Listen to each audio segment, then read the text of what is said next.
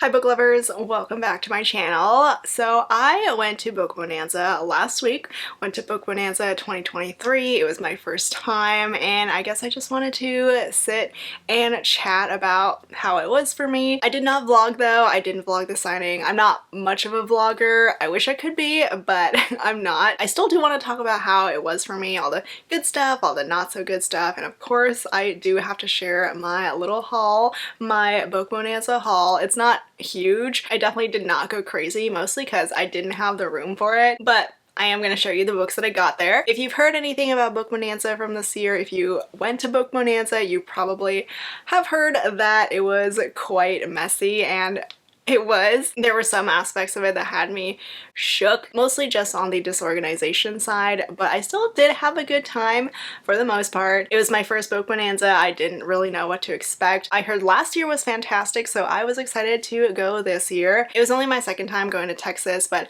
I was excited for the signing. I was excited to see all my friends and of course eat some good Texas food. I am definitely the kind of person who travels for food. But anyway, here is my experience of Book Bonanza 2023. If you went to the signing, let me know how things went for you. Hopefully this video might help you prepare better for going to Book Bonanza next year, unless they just completely change everything again. Because I heard from the attendees from last year that they definitely switched things up from last year to this year. So I flew in Thursday in the afternoon and flew back home Sunday night. I think in general people arrive either Wednesday or Thursday, especially if they're flying in. A lot of people do actually drive though on the day of the signing because it doesn't start until 2. So I guess if you live in Texas, you do have some time to make your way to Grapevine. So flying in, I brought 2 suitcases with me. One, a checked bag that was literally just full of books. I wasn't even able to bring all the books that I had for all the attending authors. I had to cut a lot of them down to just one book, and my suitcase was still like 40 pounds. My other suitcase was for like 1 or 2 books, but mostly my clothes. But Thursday was fine. I traveled with my friend. I got myself registered. I mean, the lines were still long for that, but I got myself registered. I got my little swag bag, which is right here. It's a cute little tote bag that I did bring home. We had a booktube meetup that night for dinner, which was fantastic. Had some good Tex-Mex. I'm still thinking about the queso that we had. It was phenomenal. There was an author meetup that night though, like on Thursday evening, but Thursday, the first day, totally fine. I was not excited to wake up on Friday though, because I'm on West Coast time, so I'm always behind, and anytime I have to wake up early for these signings, it's always even earlier for me because I had to wake up at 6 o'clock in Texas, which means it's waking up at 4 for me, and we all had to wake up early to get the damn wristbands. So in general, like bigger signings with big authors that have, you know, a lot of readers, usually signings will ticket authors, which means you have to get a ticketed wristband with like a random number on it in order to be able to see that author. So you can be lucky number 1, or you can be the unfortunate number 500 to see that author. If you have a high number, you might not even be able to see that author depending on how fast they are at signing and meeting their readers. But yes, getting these wristbands with these numbers was important because these are all the big authors that everyone reads, and you're going to the signing because you want to see them. I've been to a lot of signings, mostly a Polycon, which is a fairly big signing, but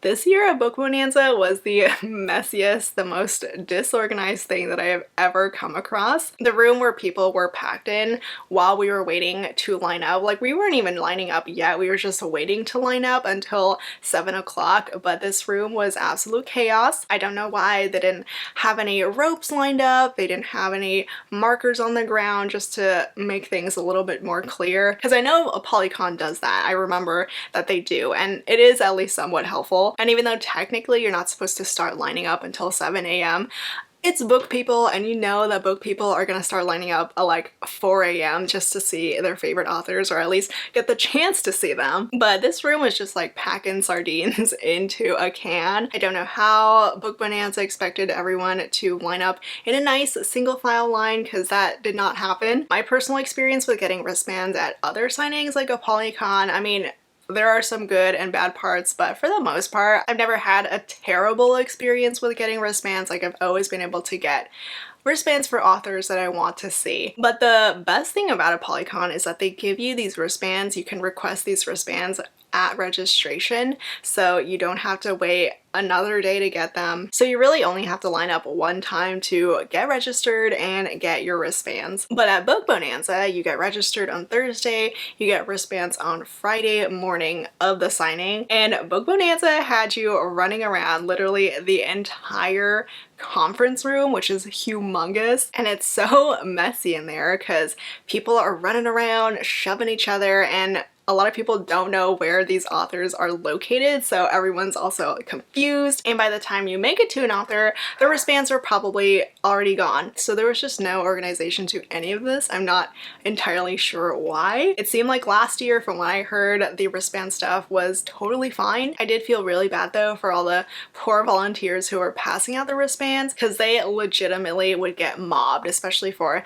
the bigger authors. And also, I don't know who decided to put who where, but Book Bonanza had put all the huge authors on the right hand side of the conference room. There was Gianna Darling, Candy Steiner, H.D. Carlton, Ruby Dixon, Catherine Cowles, L.J. Shen, like these huge authors that you know people are gonna want to see. And they're all on the right hand side of the room, which means everyone else was on the right hand side of the room. Why'd they group them all together there instead of spreading them out across the room? I have no idea. There was also no rope inside the room separating these wristband lines, so it was just absolute chaos once you got inside. So after that whole mess, there are some panels, but I personally didn't really care too much about them. I was already exhausted from what happened with those wristbands. You do have a couple hours to kill until 2.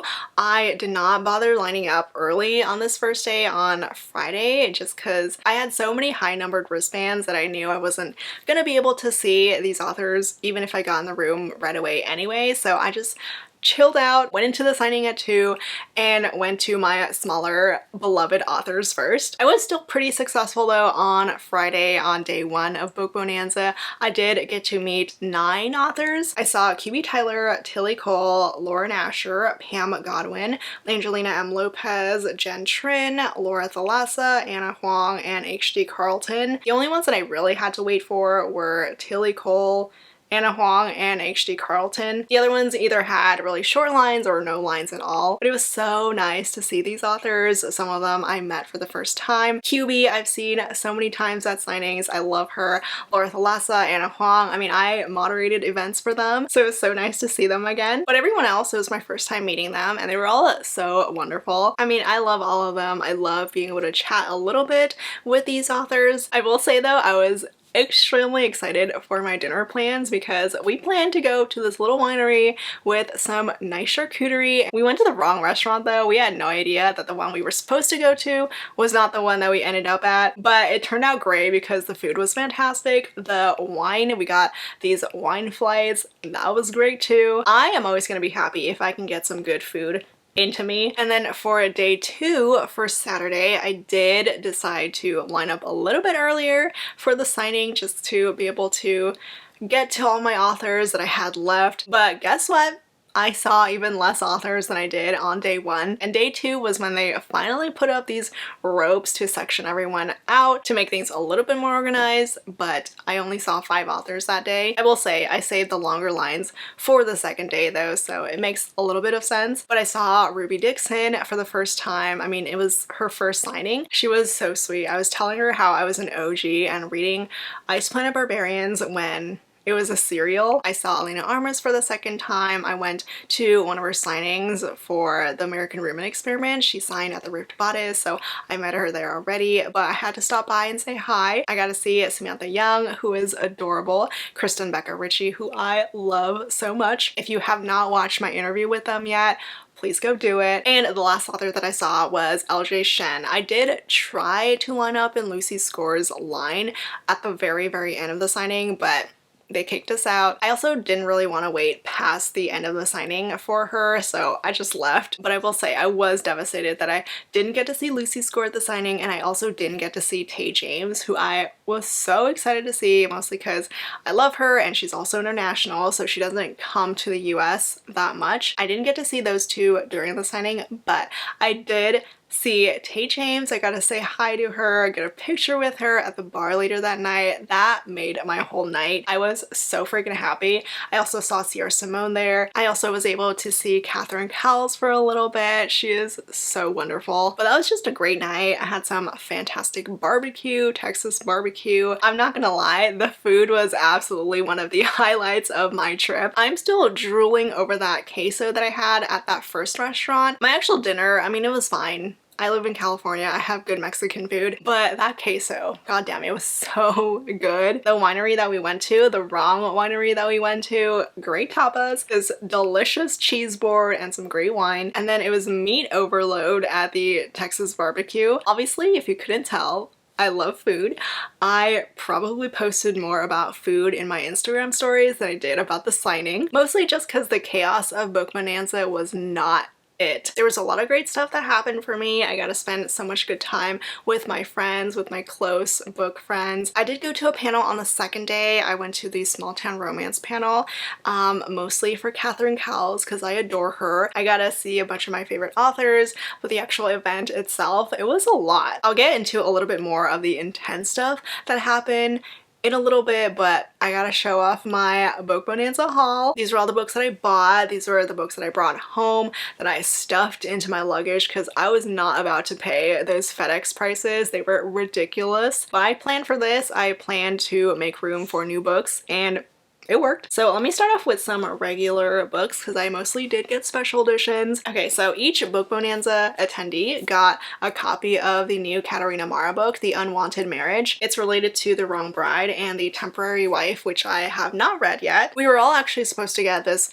special edition. I don't remember which Katarina Mara book, but it was a special Book Bonanza edition that every attendee was supposed to get in their swag bag, but there was some messiness with FedEx going on. The books arrived in Texas, but they would not release them, so they got shipped all the way back to Hong Kong, which is where the author lives. I still do hope that we get the chance to get those books because they were so pretty, but I am happy to have this one. I do need to read The Wrong Bride first, but look how pretty the inside is. It's so nice. And then these two authors were the absolute sweetest. They gifted me these copies. So this is Jen Trin's new release, Coming Clean. It's got this adorable illustrated cover that I think she designed herself, either she or her husband, who I ran into so many times at the hotel. The heroine is a goth fashion designer and the hero is an A-list actor. They're forced to work together when they get caught hooking up on camera. It sounds fun. I especially love that the heroine is the moody, grumpy one here. And I also loved the last book that I read from Jen Trin. It was this rom-com novella, and I'm so excited to read more rom-coms from her. And Angelina M. Lopez gave me this beautiful trade copy of Lush Money. I didn't even know this existed in trade paperback because I own the mass market, but this is my absolute favorite book from Angelina M. Lopez. It was her debut. It was the first book that I read from her, and I just fell so in love with it. I listened to the audio, which was great, but it's got a rich heroine, a self-made heroine, a poor prince hero. They enter a marriage of convenience because he needs money for his kingdom and she wants a baby. It was so angsty and so good, so I'm happy to have this. And then for all of my pretty special editions, I got quite a few. I mean, I pre-ordered 3 of them, but I was so excited to be able to get all the other ones. So this one is the special edition from Katarina Mara. It's Bittersweet Memories. This one is her amnesia romance. It's second chance romance. The heroine, she completely forgets after, I think, an accident that she was in love with the hero, and she starts dating his brother. The hero was my favorite kind of hero because he was all in and getting her back. But this special edition hardcover does look pretty, very flowery. The special editions that I was dying to get though were the ones from Ruby Dixon. She had 2 special editions of 2 of her novellas. I was hoping to get at least one, but I thankfully was able to get both of them because she had so much in stock. I was so thankful. She had a ton of copies. I genuinely was so worried that I wasn't able to get them in time, but I did. Just look at this. Isn't this absolutely stunning? I love the artwork. I love the gold foiling. So this one is the Half Orcs Maiden Bride. I did read it. I didn't love it, but I still needed the special edition.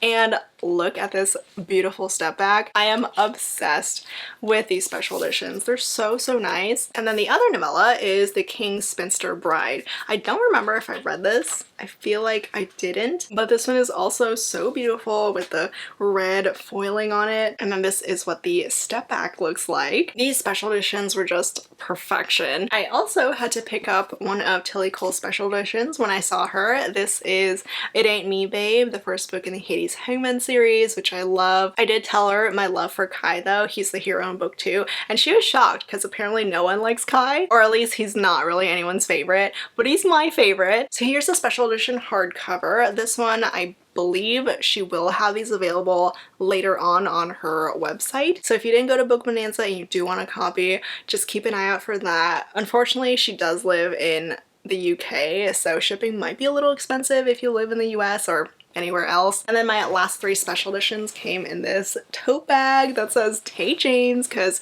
she was the one author that I pre-ordered for the event. I had to get myself my favorite series from her. I got the hardcovers of the Guild Trilogy, the diamond foil hardcovers of the series, and I am in love. These are the original covers, but you might be able to tell the beautiful gold foiling on it. Oh my god, I am obsessed. So this is book 1, Honey Trap, and then book 2 is Dead Drop. I decided not to get the paperbacks of these original covers because I knew I was gonna get these hardcovers. I mean, I do already own special editions of this trilogy. You can see them right there, but I don't have the paperbacks because I decided to get these instead. And this is book 3, Kill Order, which is a thick boy. I mean, I also partly got this trilogy because it was the cheapest of the series that I could get from Tay James because it's only 3 books. The other books are all 4 books or more. But look how beautiful they are together.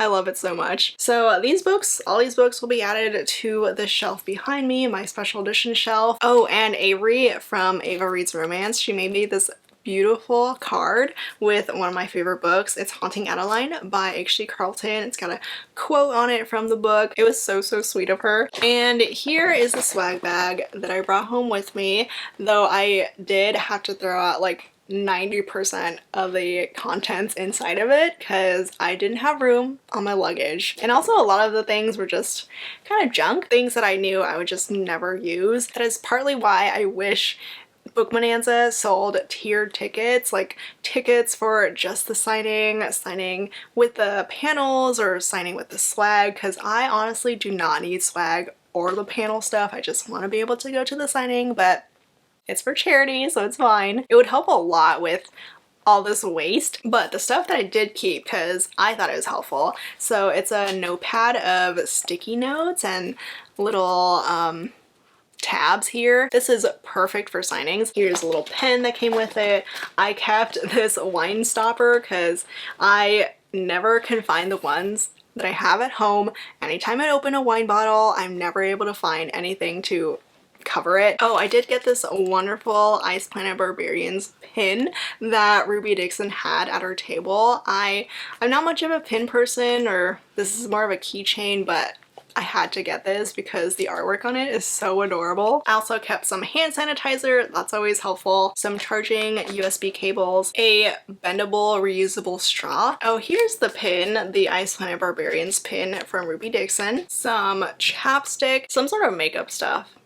I don't know if this is eyeshadow or something, but it's pink and glittery. I did bring home all these little ribbons. I don't even know what you call these, but it's like a thing where you attach them to your name tag. I have a Team BB official member. I want a QB Daddy, audiobook lover, everything's better with me, Steel Girl, Mrs. Death, Daddy Cass's Girl, WTF Tate. I'm in Tate's Foxhole. Obviously, those ones are all Tate James. And then from Hello Lovely Box, You Are Lovely and Read Books, Be Kind, Stay Weird. Oh, and then, oh my gosh, so a subscriber came up to me. She said she was from Australia and had Australian candy for me. I ate one of them already. It was the egg one, the one that's banned in the US, I think, but this one is Caramilk Wallaby, and this one is Cherry Ripe. I've never had these before, but I'm so excited to try them. Thank you so, so much to that subscriber if you're watching this. I did get a water bottle that I kept, mostly because I love the colors on it.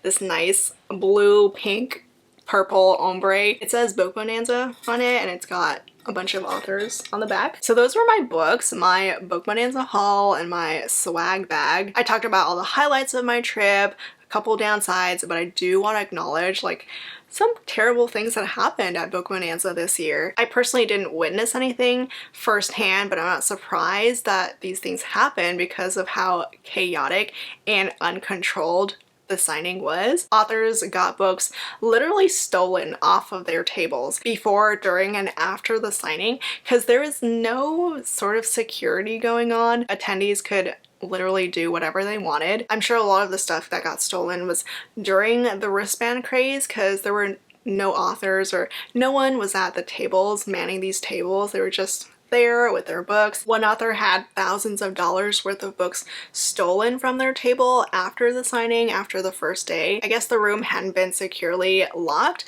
so they were able to get in, but obviously there are cameras, so I believe they did get caught. But unfortunately the books weren't recovered. There were legitimate fights breaking out during the signing and during the wristband stuff. It's definitely because of the special edition frenzy.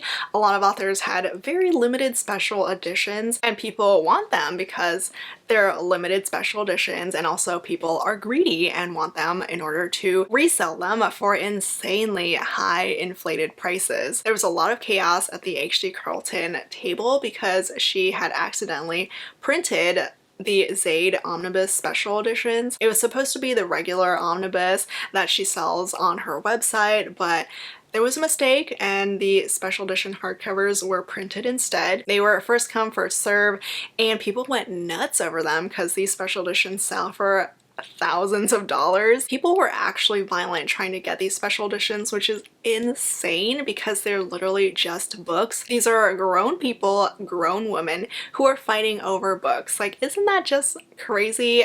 It's something that I never thought I would actually say out loud. I do think part of the reason why this happened and why this has never really happened in the past, at least not to this extent, it's like a combination of H.D. Carlton being such a big beloved author, that specific book being so popular, and just the general special edition frenzy that people have had over the past year, 2 years. I felt so bad for her and what people were doing because of that genuine mistake. Obviously, I don't blame her. It was an accident that these omnibuses were printed, but I'm sure she feels some sort of responsibility because it was her book and people were stealing that book from other people's carts, shoving pregnant women out of the way just to get it, and all out being a complete mess just to get one hardcover.